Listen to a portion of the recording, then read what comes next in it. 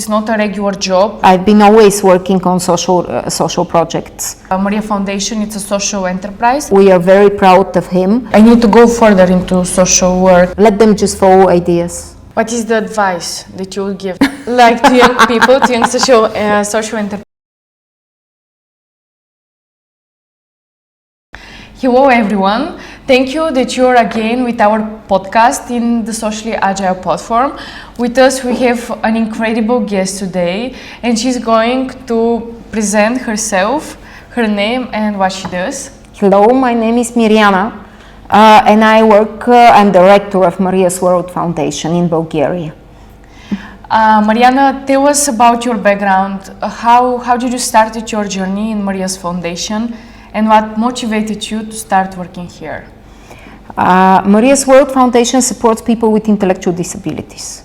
These are people who face some intellectual challenges and they need constant support because they are one of the most isolated and marginalized groups in Bulgaria.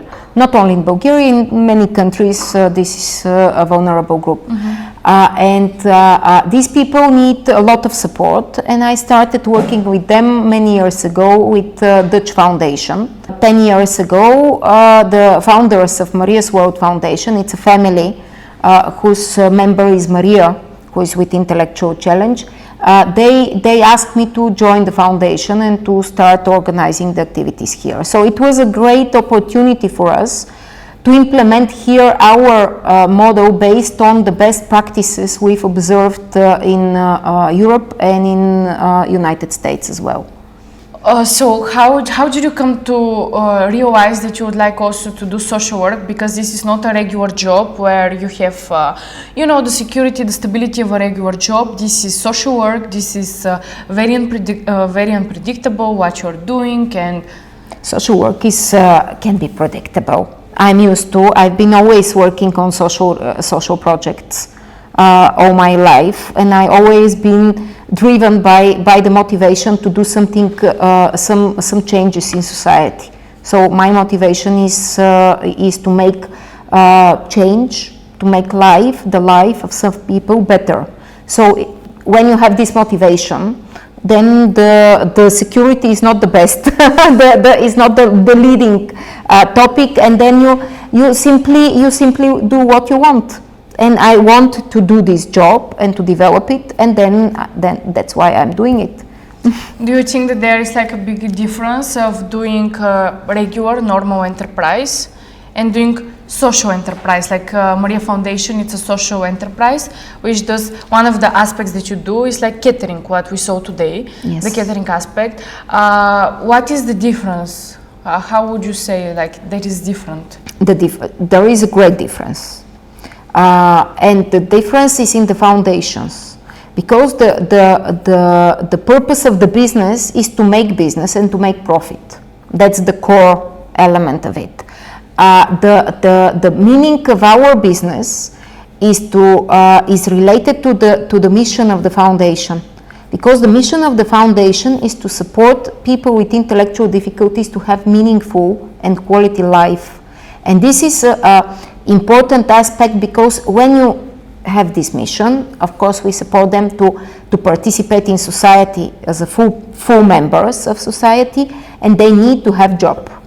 And when they need to have job, they have to be trained in labor skills, in profession, in some social skills, in habit, and to develop their attitude as adults, because this is also an issue when you in life. And to do all these elements, we need to have activities in which these people participate. What are your main activities? We have many activities, and people, when they come here, they visit the daycare we run. We run a daycare. Right now we are in the daycare. Yes, where exactly. The people come. Yes, people come, they spend their day in the daycare center, but involved in labor-like activities. It's not just spending the time here doing nothing, or just coloring books or stuff like this, like children. No, being adults means that you do something meaningful, something that has value, that you produce something.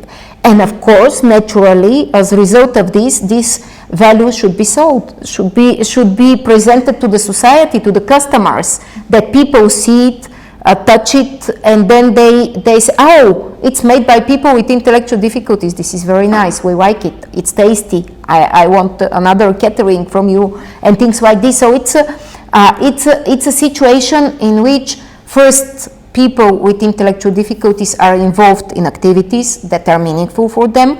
Second, we produce value, something with value which we sell. And then we have this impact on society, because society buying this stuff change slowly their attitude towards people with intellectual difficulties, and they say, okay, they can produce something meaningful. They can be meaningful in the society. There is no reason to exclude them anymore. All these elements are run together in a social business. And it's not just the profit, it's the initial meaning to give opportunity for our clients, people with intellectual difficulties who use our services, to do something meaningful in their life. This is the first. Today we saw the catering, and what are the other services that young people here do? And here they're involved in different activities. We have 2 art ateliers where they produce souvenirs, and we mainly sell souvenirs together with the catering. We have a good selling of the souvenirs. There is an online shop, a lot of partners for cooperative orders. We receive some orders like please do some cooperative gifts for our friends from a company, and we make these gifts for them. So the souvenirs are one of the main activities which produce such value that we sell it. The second is the catering, which is production of the catering and also service of the catering. We serve catering where there is an event. The third element which we are in development right now is the gardening. We develop gardening skills among our people, and we believe we are going to be able to do some small gardening activities on paid for some companies, organization, people, if they ask us. So it's another level of development, another stage of development of our social enterprise. So I have 2 questions. Are these gardens somewhere close by here? And how is like the logistics of this? Like, for example, how do these people with disabilities go to the gardens? Is it like easy for them to actually? It's going to be so we have our gardening next to the professional kitchen which you visited, but maybe they didn't know to show you the garden. It's like there. It's just there. It's just there. So we start with the premise which we have, and within the conditions which we have established, because one of the challenges of a social enterprise is that you don't have money or a loan for investment. The initial investment is very difficult in the social enterprise, at least in Bulgaria. I don't know how it is in other countries, but here it's very difficult. And we start with what we have. Sometimes it's limited, it's not optimal, but still it's something what makes it possible. When we develop the skills with our people, with the young people with intellectual difficulties, and they're able to do gardening, for instance, doing some basic care for a garden, nothing very special, then we will start organizing to sell this service to some places. And if we need a car, we'll buy a car. If we need a special car, we'll buy a special car. We'll see. Do you have, like, there was a special moment that sparked the soul of you, and you decided, oh, okay, I need to go further into social work, I need to help these young people? Do you remember like a specific moment where you realized that you're more about the social entrepreneurial part than just for the profit? We are always more for the social entrepreneurial part than for the profit. So there was no specific. We always want to have profit. We always want to have profit. I don't have any doubts about what we are doing, because I see the effect. We are doing it already for 10 years. In the beginning, I strongly believed in it, but it was only a vision. Now I not only believe it, I can see the results of it. So there is no reason to stop it. We see the only element which is important for us, for me personally and for the organization, it's to develop properly. Because it's always a matter of development. You always have to develop further. But we want to develop. So we have to develop on a proper way, again with our mission, and the main focus of our work to give more opportunities for these people to realize themselves and to make them more included in society. The profit is important, but it's not the leading element. Of course it will come. When they see that you work well, when you're doing things properly, we are doing tasty catering. Yeah. Our catering is tasty, we are on time, the products are good quality, everything is well presented. Of course people are going to buy it. It's not that cheap as other caterings are, but it's because we invest a lot in as products and as the way we are doing it. And still, there is always customers for it. Mm-hmm. It's not an issue. And to be honest, if we were doing only social enterprise with the idea to have a profit and to be clear about one element, and it's that in Bulgaria, I don't know how it's in other countries, but I believe it's very much like here. You can comment in the section below your experience. If you're from another country starting social enterprise, you can comment in our community section. When you have a business which involves people with disabilities, like our is, and with this special type of disabilities that they need constant monitoring and support in performing their labor, their work.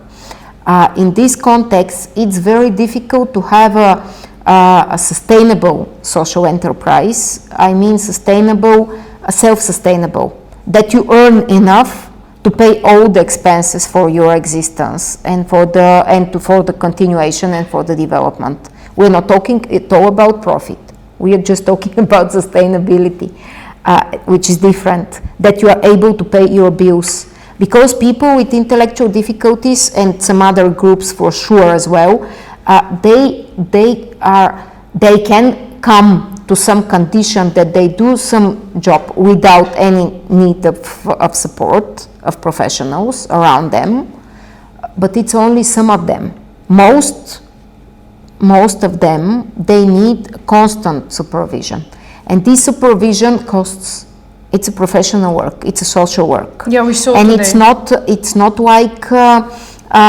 like you have just a boss who is focused on the results. It's a person who is focused on the process of making, of their working process, on how do they feel, how do they perform, what are their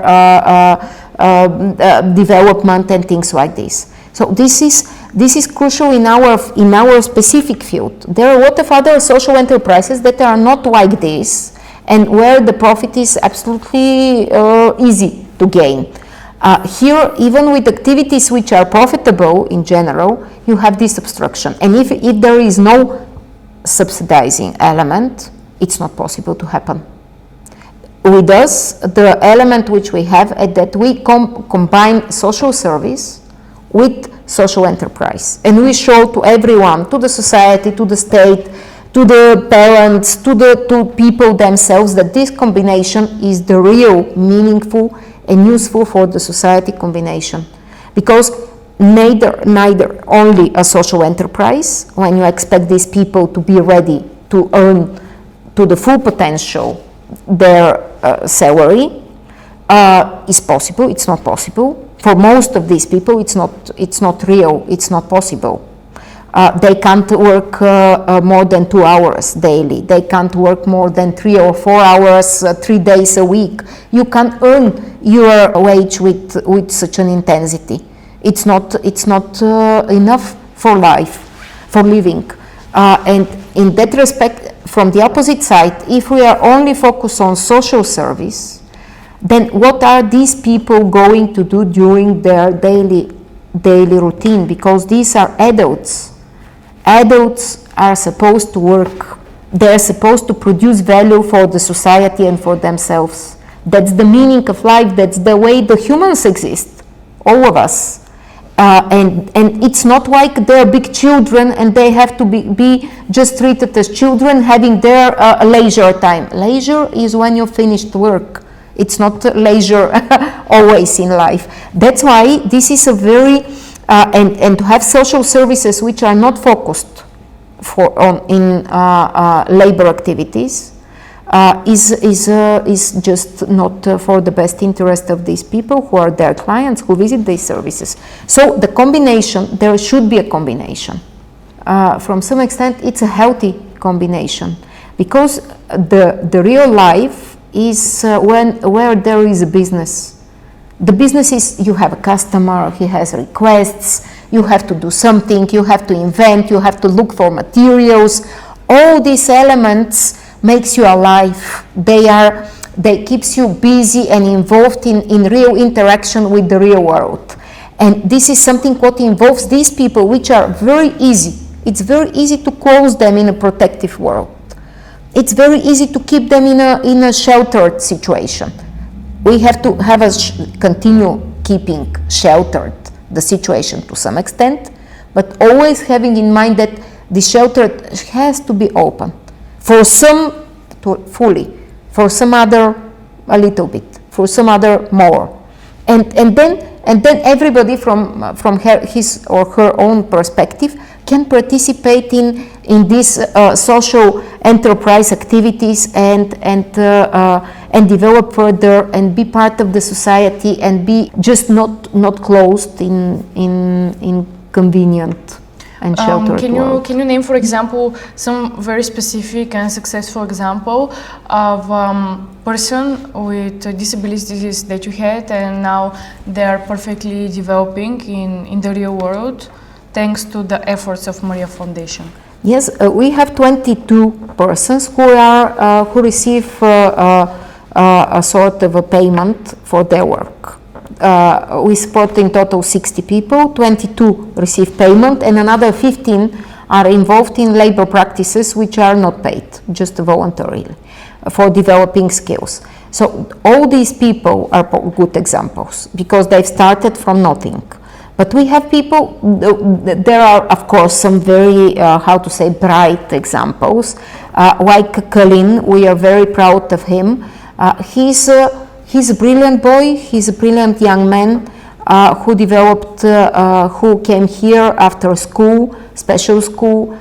He started with activities in the kitchen, but it was not, he was not skilled at all, despite he had a profession qualification on paper for a worker in a kitchen. He was just very shy in the beginning, very emotional in the beginning, not skilled at all in the beginning. Now he's perfectly involved. He has 2 jobs, one in our catering service, another in another restaurant, the famous one in Sofia. He's very well positioned. Every year he develops further and has new develops new skills and new abilities. He's not only involved in kitchen, he starts involved in administration, in filling documents, in going to the market, making purchase of goods which are needed. So he developed so much that he doesn't need the social service anymore. He's a fully integrated, he has his own dreams to live alone, to have friends, to go outside for a drink, all these normal elements of any young person's life. So Kalin is a very good example. Another very good example is Violeta.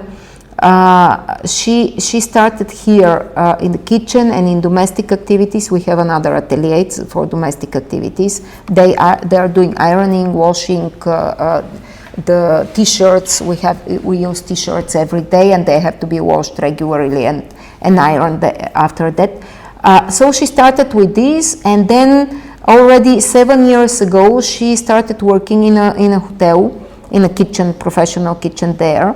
And she's working there since that moment, all her life. And she's very well integrated. She's a very loyal worker. They like her very much. She's doing her the best way, her job.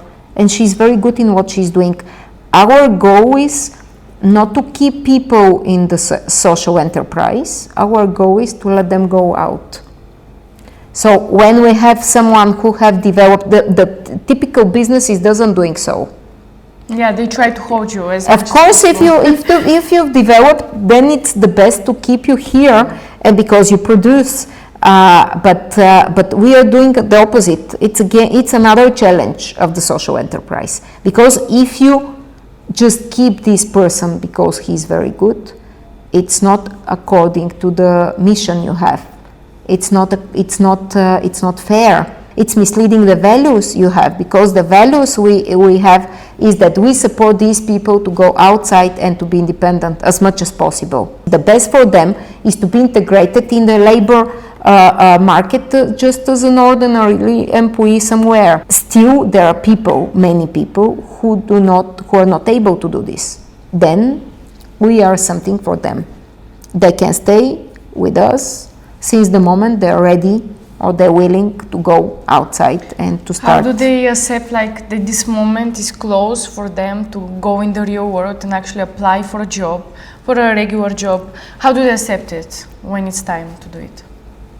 When it's time, they already want it. Yeah. So it's not something that somebody's coming and telling you, oh, now you have to go and do this. No, it's a natural process. It's like growing something. It starts blossoming, and then you see it. It's almost blossoming. Then it's clear. So this is the element when you have to say, here it is. Now we have to give him we start talking. We talk with people every day, almost every day, with them, and then we discuss how do they feel, what do they want. What are their developments, what they've achieved the best recently, and things like this. So this is something there is a situation when you can share and when you can observe if a person is ready for this. What was some of the biggest challenges that you have had here in Maria's Foundation? The biggest, I can't say there been the biggest, but it was very difficult to make this kitchen professional which you visited. It was really very difficult because we needed to find funding for renovation. It was not a good place. It was not at all neither equipped, neither renovated on the way it should look like. So we had to find money to fundraise and to invest a lot of funding in it.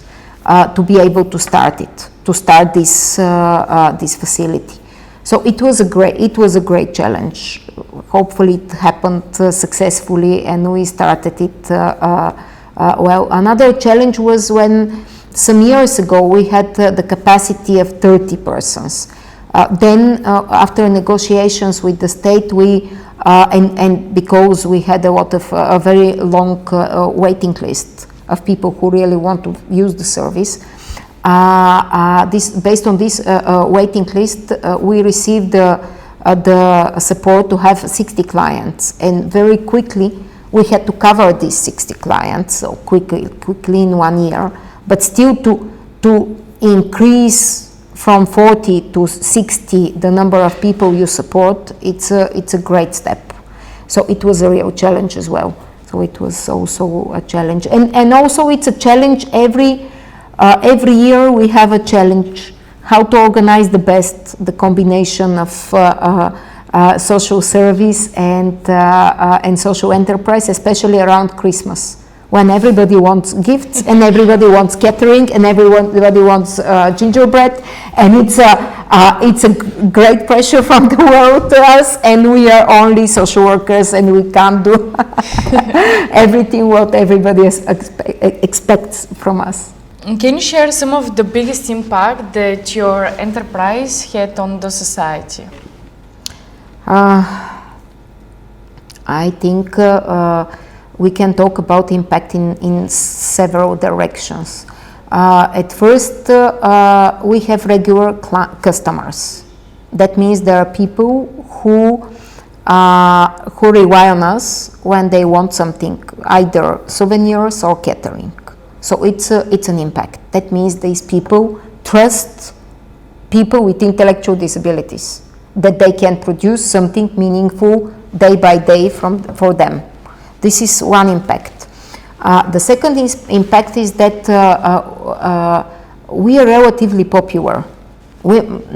Maybe not that popular like some very, very big organizations, but we are known by many, many people. How do you think they should know about us if there was no gifts they've received, something they've heard about somebody who is happy with what they've eaten somewhere? It's very often to go to a place and to hear, oh yes, I know this catering, I've been somewhere and I tasted it, it's tasty. This popularity in the society, it's an effect because it's not a popularity per se, again, it's a popularity of these people who they know can do something. People with intellectual difficulties have meaning and they can produce something meaningful and valuable. And then another aspect is we are active advocates. We do a lot of advocacy work, and we managed to include in the new Social Service Act the social service support for labor activities, which is very much focused on what we are doing, supporting people with disabilities who are adults in developing labor skills with the focus to be useful in the society. And this is good because there is funding going with this social service, and I believe there are going to be places in Bulgaria that will develop even better than us, and that's what we want, to have more colleagues who are doing in the same direction, not the same what we are doing, but just to work in the same direction to support people with intellectual difficulties on the proper way. Yeah. So this is also an impact as a result of our efforts, and if there was no good example, it wouldn't happen. It's a result of what we show, and everybody can see what is happening here, to see that people that we support, they are happy. This is the greatest effect of what we are doing. What makes you the most happiest about this, you as a person I'm talking, in the end of the day, when you go back at home, what do you say to yourself that makes you actually fulfilled and happy, knowing that you're doing the right thing every day? Yeah, that's exactly exactly this.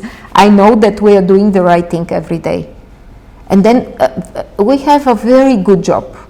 Social work is a brilliant job, because people think social work is a heavy job. No, social work is, of course, it can be heavy in some moments, but which job is not heavy in a certain moment and in a certain point. But it's a happy job because you see that you make changes for the life of some people.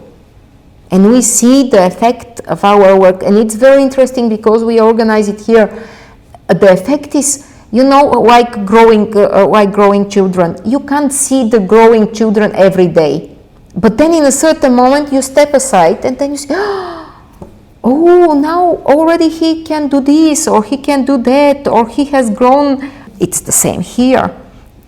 You see, it's a normal daily routine, day by day, and then suddenly they surprise you with something which they were not able to do before. I remember a boy who came here who was able to do only one activity, very simple activity, very, very simple.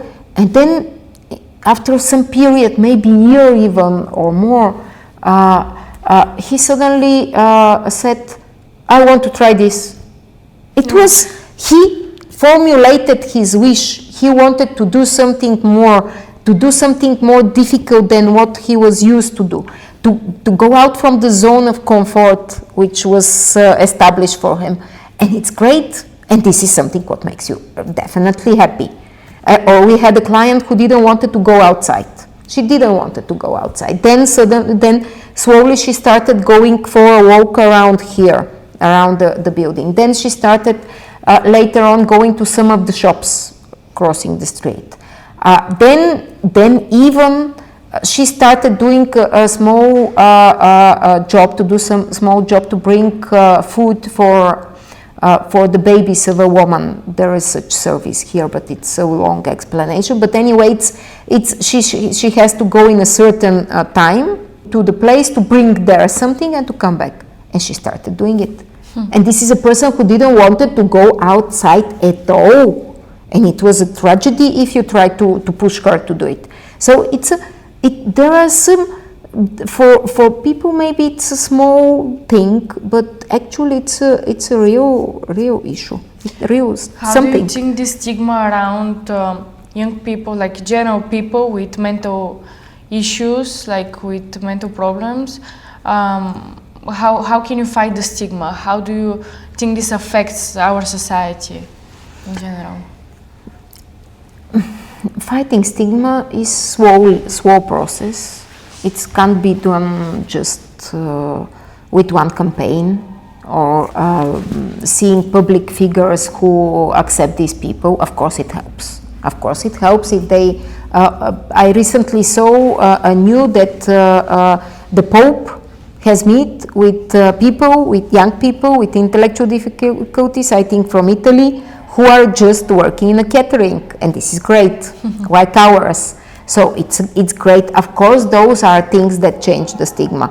But seeing that these people are actually able to do something meaningful and to interact with them, the direct interaction here is very important. People are usually having this stigma based on prejudices. They think they are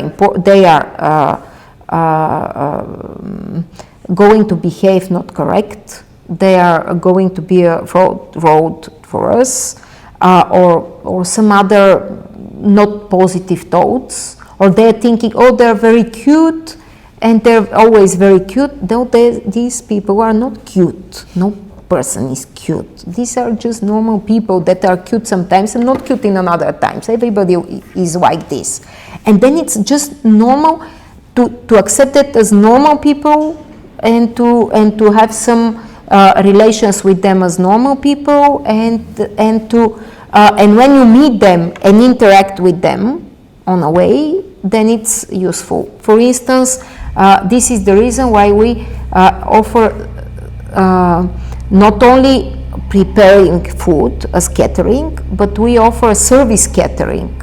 So when there is an event, we go there with our clients, with our young people who come with us, and then they stay and they say, I will make a coffee for you, and then they put the coffee on a cup and give it to the person. So this is a direct interaction which is affecting the stigma. Do you think that there is a way that young people should be motivated to do exactly social entrepreneurial? I think like it's yours? Very natural for them. Let them just follow ideas. Yeah. Let them just do what they. I think we all, as society, have to invest in giving more opportunities for young people to test things, to test their ideas, to try to do some things which they have in mind. They just need to try, and not all the tryouts will be the best, but the process is important. They will develop in it. You see, all my observations are not result of I wake up one morning and then I was wise enough to know it. No, it's a result of life, just having enough reflection to reflect on what I see and what I do. That's the only element which is important, critical thinking. But then people should try. They have to have opportunity to do it. And I believe that we have to force institutions to give easy access to some money for young people to try and to do some things. Sometimes there will be more social, sometimes there will be more entrepreneurial. Okay, everything is fine. Just people have to have their ideas and especially with positive, if possible, with positive attitude for the society and for the others. What is the advice that you would give? Like, for example, To whom? Like to young people, to young social entrepreneur. What are the advice that you give? Never give advices to people. Let them do what they want. They are just they know what they want to do. I don't know, just to do what they want. I'm not about giving advices, and nobody's following advices. So it's not. You think so? Yes, I think so. How I don't believe people are waiting for Mariana from Maria's World to come there and to say, okay, you should do this. No, they will do what they want. Of course, it's important up to me. If people have respect to society and to the others, and we are talking about social enterprise, so I think it's natural to have it as a starting point. And the second, it's always useful if you have a critical thinking, if you reflect on what you are doing, because that's a constant development in life. And if you reflect on what you are doing, then it's easier for you to see when it's going right, when it's not going right, and then you will see according to your principles, to your values, if things are developing the right way, and then you will have a progress. And how do you manage to motivate your team to be look in the same direction? Like, because we met many members from your team, and they all have the same drive, the same motivation to see Maria's foundation growing and helping more and more people and doing. I'm happy to hear it. How do you manage? When I was younger, I was thinking this is not possible. I was just dreaming that it's happening. Actually, I don't know what is the recipe, but I know that talking and discussing and openly discussing with people all together in the team, what is happening, what is the result, why we're doing so, what is our mission, what is our vision, just to have the strong belief, celebrating the successes, seeing the positives, pointing out the elements of that we are doing something, pointing out this reflection, making this reflection as a team element of work. So we reflect on what we are doing, discussing what's the opinion of the different members. All these things matters.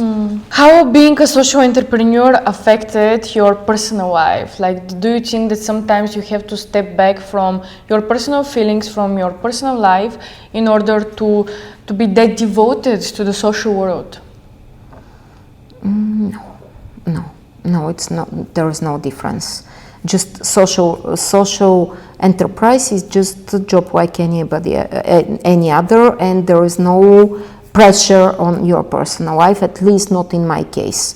I've raised 3 children, and it was fine. Of course, many work, but that can happen for everyone, and you have to manage on a way. That's especially for women an issue, but it happened.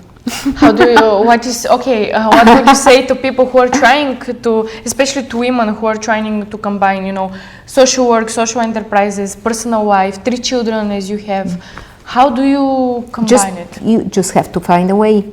Time management. Yeah, it's time management, and you have to be honest before yourself to what level you want to push yourself in what you're doing, because you can.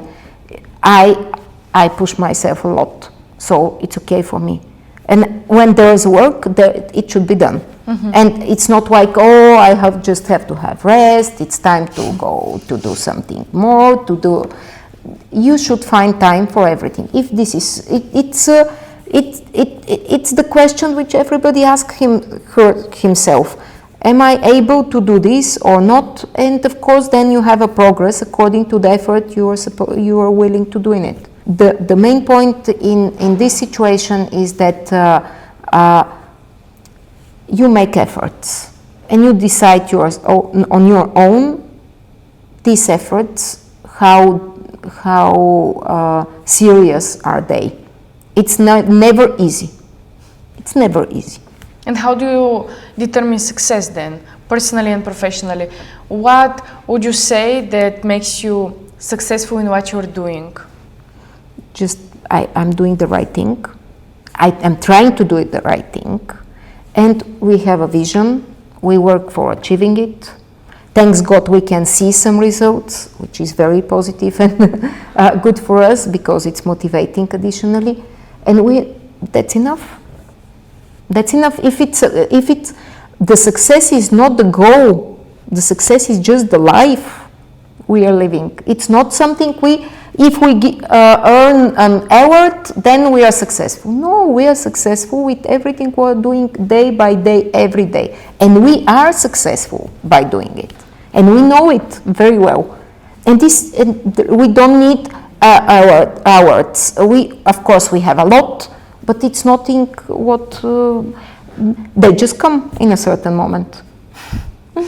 I very much like this, that success is the life that we live actually at the moment, because you never know how much you have to live, and most probably the young people, like the people with intellectual difficulties that you work with, maybe they have taught you to be that grateful for what you have right now, because they're so pure and their souls are so pure. They're so pure, yeah.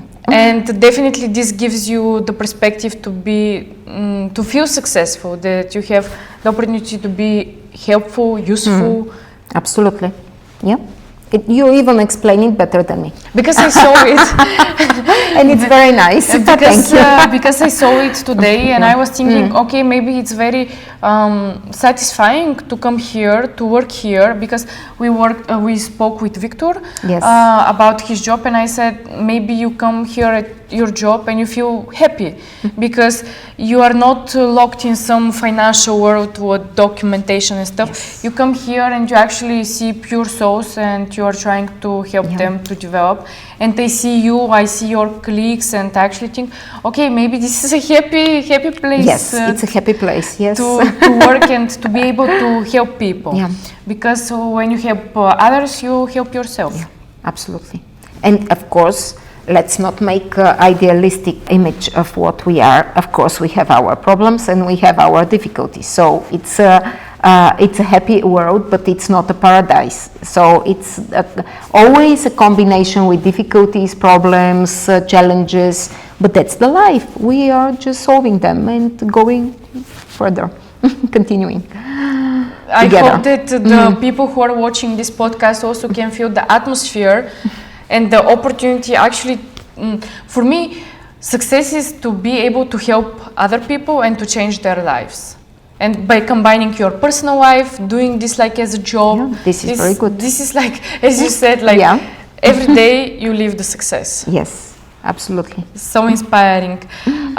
Is there something specific that you would like to share with our audience that you don't like to? I was transparent enough, I think. I shared, you asked me about things which I never think about. For instance,